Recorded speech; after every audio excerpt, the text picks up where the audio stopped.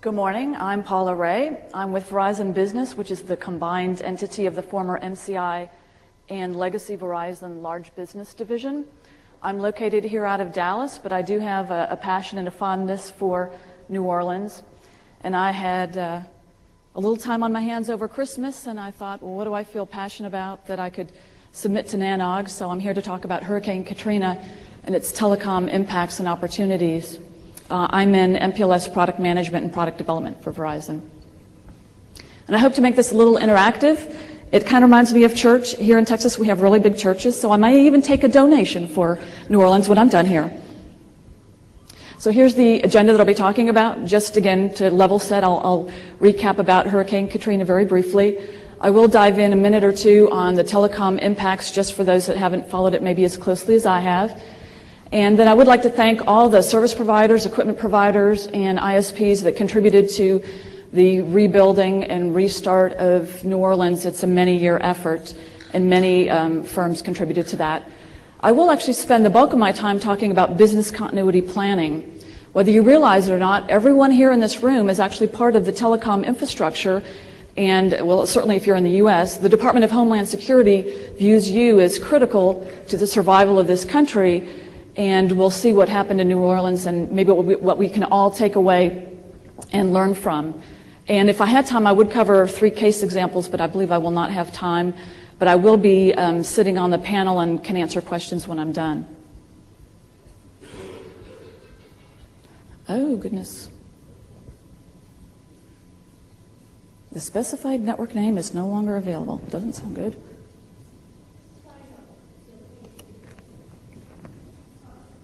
Hey, that's a happy thing.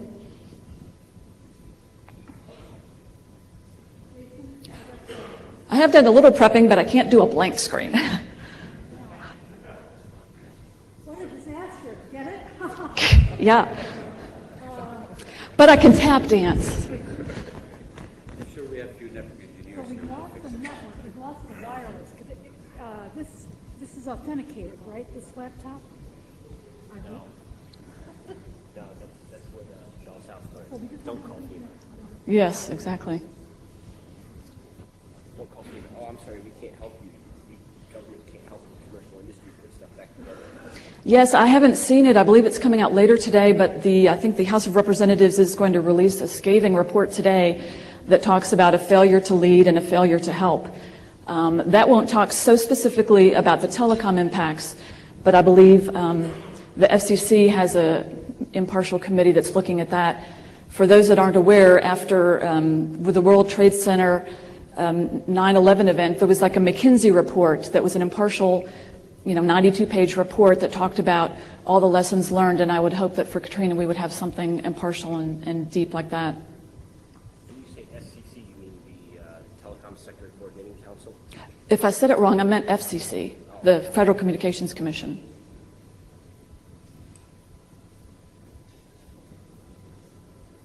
So how many people here have ever been to New Orleans?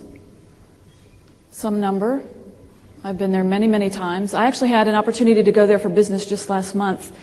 And you might think after 5.5 months that it would be ready to go. I just didn't know really what to expect. And it was really like a war zone still. Has anyone else here had a chance to be in New Orleans in the last couple of months at all? I would expect not. This was like a disaster recovery kind of training session. Instead of tap dancing, I'll fill a few minutes here. So my observations after going there just 3 or 4 weeks ago, you had neighborhoods that were completely gone, nothing left. So of course no one living there, probably no capital investment in telecom and a holding pattern at that point. Then you had other neighborhoods that had, had houses that were remaining with like every 6th one condemned, but no power and no one living there. And it's eerie, I don't know what movie it might remind me of, but you don't often see a neighborhood that's like 12 streets by 12 streets with no one living there, no dogs barking, no kids, no cars, no sound whatsoever. It's silent when there's no one living there, and it's like a movie set. That's what it actually reminded me of. But anyway, let me kind of advance. I think I covered that. So in terms of my disclaimer, I will not be dissing anyone here in this room. I will be, applauding all the contributions of our industry. I will be dissing maybe state, local, and federal government, but that's not the purpose of me being here. I will also say that I had a chance to talk with the hundreds of Verizon engineers and technicians that were on loan to Bell South. That's somewhat more of a copper dial tone kind of view, but I will kind of share some of those observations because it was pretty horrific. And the people volunteered for the job, so it's sort of like being, in Iraq probably. Maybe not as bad. Let me talk about the critical infrastructure. These are all the things that we need as a community or as a country to survive. If you would have asked someone, say 20 or 30 years ago, what is considered critical infrastructure, it would be sewer and it would be water and it would be everything the government owns and controls. Now, the Department of Homeland Security, DHS, considers all the things that are primarily privately held to be part of that critical infrastructure.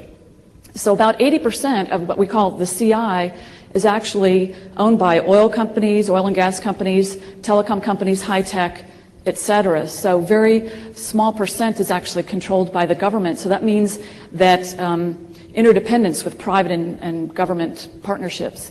You can see the picture of the dominoes. The reason I have that is I'll talk more about this, but when you're in a global village like ours and you're also IT independent, we're all related. We're in that same boat, and what happens in the Gulf can affect other parts of the country, and what happens overseas can affect us, et cetera. So it's kind of a domino effect, and I'll talk about that a little bit more. Of course, today I'm really here talking about telecom. So just as a recap, of course, New Orleans is the 35th largest city in the United States. It transports or processes about half of all the grain exports coming out of the U.S.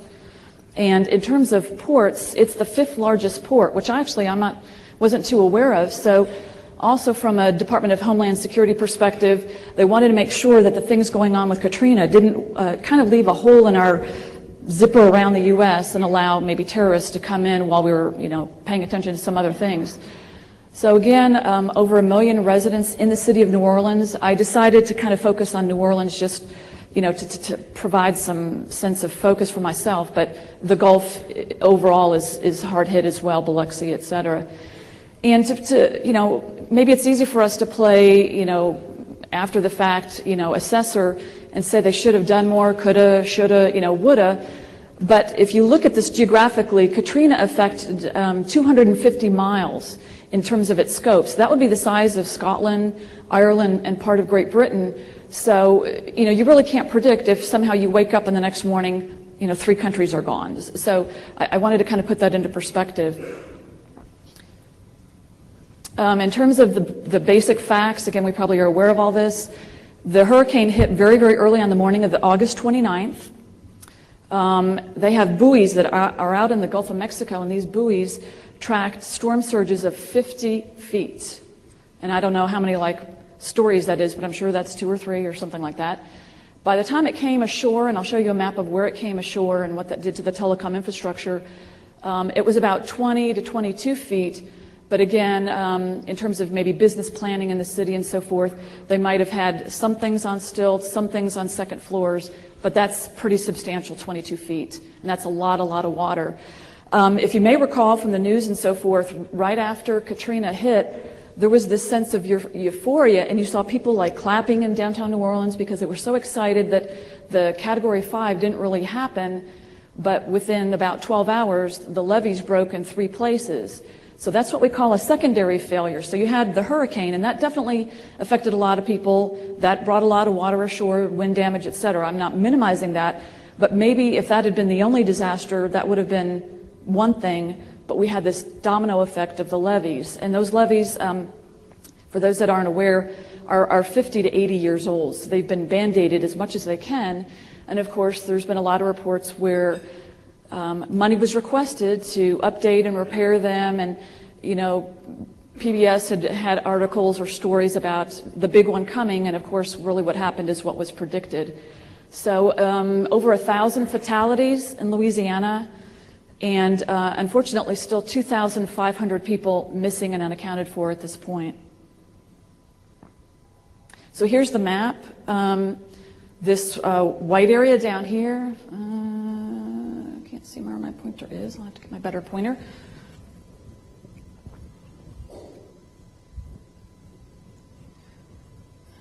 Okay.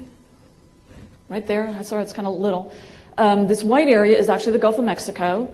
This is Lake Pontchartrain. So when the levees broke, 50% of that lake basically went into those parishes or counties that are below it. The two counties that are most hard hit are St. Bernard and Plaquemines Parish right here. For those that have been to New Orleans, that would be right here in this blue area, right about in the middle. And I'll show you some pictures again from down here, this like Italian boot. So again, I don't have time to dive into all of this, but each parish is sort of like a little mini government. You know, it's a county. And so they would make their own, you know, fire and police decisions on equipment, frequencies, kind of do their own thing. And again, just like September 11th, we saw somewhat the problems with that because, of course, you had different equipment, different providers, lack of interoperability, different frequencies. So clearly they need to be working more closely together.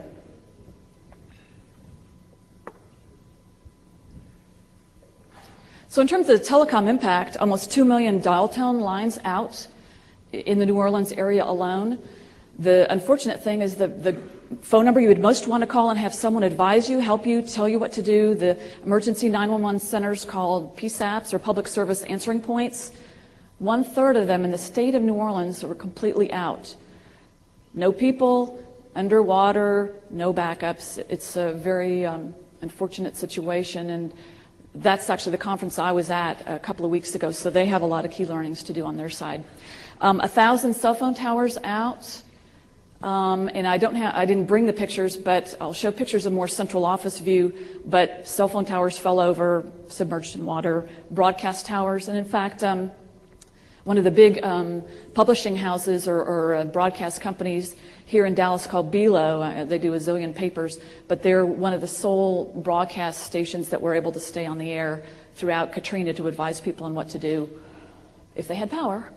And then 2 toll switches were out, so if you wanted to get traffic to the next ladder or out of your state, I don't know if that was possible without some of those toll switches. And then for those that may not be able to see past all the heads in the front, all the, you know, the LECs and the providers would have had backup generators, but you typically don't have 14 days of backup generator power. You might have 4 hours, you might have 8 hours, maybe you have a day, but eventually you're not going to have enough, you know, juice.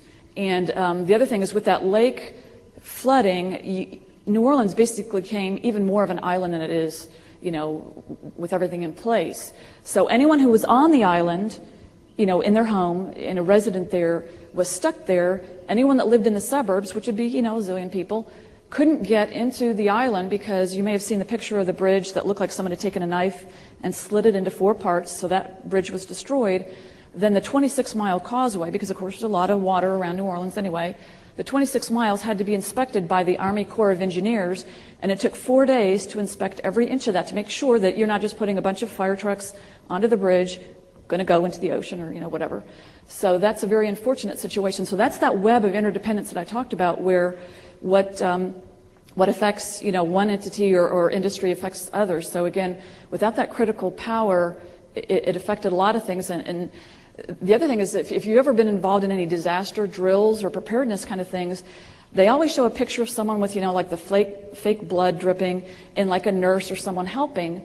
Well, in this case, you might have had 20 people needing help, but because the nurses and the doctors were in the suburbs or whatever, couldn't get in to help. So you had a total shortage of people able to come in and help, or even like hourly workers to do all the public services, like, you know, serve you in a restaurant or take care of your hotel or whatever. So the hourly workers have just left the city, maybe never to return. So here's some of the pictures. I apologize if these are hard to see, but let me use my better pointer. So this top CO is the Lake CO, and I'm sorry, this little red dot is kind of small. So again, totally submerged under, you know, 20 probably feet of water. I'll have to look a little more closely, but I think there was a little building next door to it, and the little one-story building is completely covered. These are the Venice and Burris COs. So if you remember that little booth that I showed you, this is sort of the worst case scenario. So this is where the storm came ashore. So no, I saw a better picture from Bell South that showed one of their COs that was on stilts that was blown away. yes, It wasn't there anymore. Right. This is public information that 19 COs are totally destroyed. So again, I should also say, we all know people in the industry. I didn't call my friends to get the scoop. I have to use public domain information because, again, I'm not here to point a finger at any, service provider or carrier. Verizon had its impacts as well. So again, this is where the storm came ashore, and takes a lot to rebuild those COs. I too also took a little bit of a hit with their carriers. They were out for about 10 days, but relative to the disaster, pretty quickly up. So my hat's off to them. Fiber down because, of course, it was attached to one of the bridges. And some of the emerging technologies really played a key role. So the terrestrial communication was pretty much out of commission for 72 plus hours with Katrina, and even longer, for copper. So WiMAX and VoIP, I think we've all seen, or can replay in our mind the picture of Ray Nagin, the mayor of New Orleans, talking to President Bush on a VoIP connection. But I give a green light overall to the public internet, to the commodity internet. The vision of the public internet, which is interconnected routers, where if you took one or a region away, it keeps going and it works seamlessly, that of course worked like a charm. I don't have time to go through all these successes, but I did want to just touch on, really my hat's off to Bell South. I believe we were going to try and get someone for the panel, but I don't know if they were able to come in, but a monumental effort, just a sizable Herculean effort on their part, and I would estimate that it's a 3 to 5 year rebuilding effort. But again, everyone helped, AT&T, SBC, Singular as well. People sent money, donations, donated people. Cisco also sent up, equipment and voicemail stations. Cox also helped with some of the shelters. And of course, satellite phones took a huge increase. So I believe they overnighted 20 to 50,000 phones, primarily to first responders, which is your fire and police and mandatory government officials. MCI, now part of Verizon, also contributed. And Nortel and Sprint, of course, donated millions of dollars. Let me just give some other observations from the techs and engineers that I talked with. All the LEC carriers have mutual aid agreements, which is basically in a natural disaster, we will all help each other out. And so on September 10th, Verizon sent 200 people that raised their hand and volunteered and said, I will live in a tent for 8 weeks, and I will help out, and I will have maybe some food, and I'll maybe have 2 pairs of clothes, and I will do that and help out. And to the person, everyone I talked to said they would do it again. And of course, because they had trucks and transportation where no one else did, and they had fuel, they had armed guards with them every hour. So that's something I don't really have every day. I don't have to think about my survival and my safety, but these people did, and I forget which one is which, but either crocodiles and alligators, around, water moccasins, etc. And because of, Verizon's expertise, I wasn't able to find, let's say, like any frame relay guys. I wound up talking to, copper and cable splicers and so forth. But, and again, I feel this is, pretty obvious, but if you have a CO that's completely underwater, well, the cable vaults are destroyed. So they basically took a backhoe, chopped all that out, and started all over. So in 8, 12, 16 weeks, rebuilding a central office the best they could. In the suburbs, which was less hard hit, they might have had roof damage, they might have some of the DSL pedestals, run over, et cetera. More like remedial replacement of DSL. Not to put in a new DSL. They're not doing any new construction or activity, just putting people kind of back where they are. But when I was in downtown New Orleans in January, I saw Verizon trucks still. I saw SBC trucks. I saw, people laying fiber and cable and Cox cable everywhere. So it's still getting back on its feet. Oops. I think I paused too long. Well, expect the unexpected. Heck fire. I'm sorry? I'm trying with this thing. It has a little hourglass. I don't know if you can see that. So you want the page after this? Yes, I would like the page after this. Okay, then just manually it would be this. Yes. I saw the COs underwater, and I'm wondering if you could say in a perfect world, you could imagine an infrastructure that would have supported dealing with this type of disaster. For example, do you think the CEOs that are going to be put in New Orleans are going to have all critical infrastructure above sea level? And I can't translate miles into feet, but New Orleans is 2 miles below sea level. So I don't know how many feet that is. 2 miles? I don't think so. Parts of it are, definitely. 2 miles? 2 miles below sea level. Okay, well, that's the facts I had. If I'm wrong, I apologize, but I did actually have in this pitch. Okay, well, that does sound like quite a bit, but definitely below sea level. I'll grant you that. yes, I'll grant you that, because I actually did have an elevation map in this pitch before it got trimmed back, and the greater part of Louisiana is kind of reclaimed land, like Holland would be. But I guess, again, I'm not trying to second guess or point a finger, but yes, if maybe you have a one-story CO, maybe it really should be 2 or 3 stories. And unfortunately, a lot of the cable vaults were in the basement. That's somewhat a common thing from 50 years ago. So if all these COs in the future, if they were above sea level, that would include the power backup generators and everything would be yes, but there wouldn't necessarily be 14 days worth of power. I mean, I want to be clear that even with maybe better planning, better, this, that, it's not going to be perfect like it didn't hurt. It could just be not as bad, right? I mean, because this is a catastrophic event. I definitely see it that way. But I think there's some things that could have been done differently. And I think, if you start with the root cause, you have to look at the levees, right? It's not, whether any industry should have done something a little, better 50 years ago. It's the levees and the water and the, that kind of thing. Another question? Randy Bush, IJ. I missed in the infrastructure story the bit where some of the first stuff in there and that was available fairly widely was community-based Wi-Fi. Mm-hmm. And could you speak to that? Because that was in there very early, very up, and very widespread.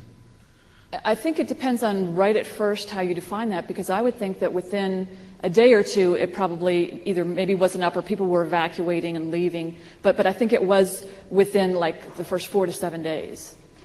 Right, but how much? What was penetration?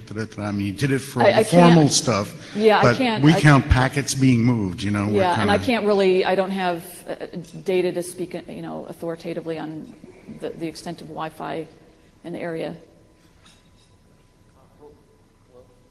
Hi, Roland Diamond, Cisco. I was involved in some of the logistical relief efforts in the 9th Ward, New Orleans, over in Algiers. And awesome. The cell phone network was somewhat intact over there, and Verizon Wireless very generously donated several EVDO cards and accounts. So people use stomp boxes, which are essentially EVDO to Wi-Fi bridges, and those proved extraordinarily effective. Where the cell towers were actually up, being able to get connectivity through those, sharing the Wi-Fi out, and then doing VoIP across it so that various first responders and other volunteers could communicate via VoIP, across, quote, the internet, was very useful. The problem was in New Orleans itself, of course, the cell phone towers were down, the support equipment was underwater, no power facilities, etc. So where EVDO was available, it was extremely useful, and then being able to bridge that, as Randy was alluding to, into Wi-Fi was very helpful. It's just that, unfortunately, the cell phone network was down in a good chunk of the area. Yes, super. Thanks for that observation. I appreciate that. All right, well, let me see if I can speed through this before it happens again. So I want to thank Renesys for letting me use these graphs. Todd Underwood, of course, was the panel host for the BOF tools, BOF yesterday. So these are some of their slides. So they actually did a pre and post analysis in the Katrina area. So this does cover quite a few states. The top red here is Louisiana, and I don't actually have New Orleans. But this shows about 170 networks totally outed in terms of looking at their autonomous system numbers and their routing activity and so forth, where like Texas is the teal light blue at the bottom, not impacted at all, with Mississippi being pretty hard hit. In terms of a percentage, though, that 170 networks in Louisiana was a pretty small percentage, only about 10 or 13%. So they're the red here, although you see that they're trying to keep up, and they, have some problems staying up. What would be interesting to see is now, the 5 months later, are there still businesses that don't have their networks up and don't have, things running at SunGard or IBM, disaster recovery facilities? Because there are stats that say that 30 to 40% of all businesses that have a catastrophic event like this don't have the cash flow to keep going, don't have the staff, they lose expertise, their workers go elsewhere. So I would fully expect that some significant number of businesses never recover. And when I was there, and I just saw, firm after firm with, still sheetrock or board on their windows. So I saw hardly any businesses up and running. So 6 months later, the port is only operating at 50% capacity. There are still over 100,000 dial tone lines out. That is primarily because the government hasn't fully decided which neighborhoods will be fixed or repaired and in what order, or on higher ground, or how to fix the levees first, et cetera. So they're in somewhat of a holding pattern. So that's very unfortunate if you're affected by that. Again, as was mentioned, cell phone or cell service was pretty spotty in that local area, but outside of the New Orleans and Gulf area, not affected. The U.S. Congressional Budget Office estimates the repairs at $600 billion with a B. It's, I think, more appropriate to point out that the insurance industry itself talks about $70 to $75 billion. That's a lot of money.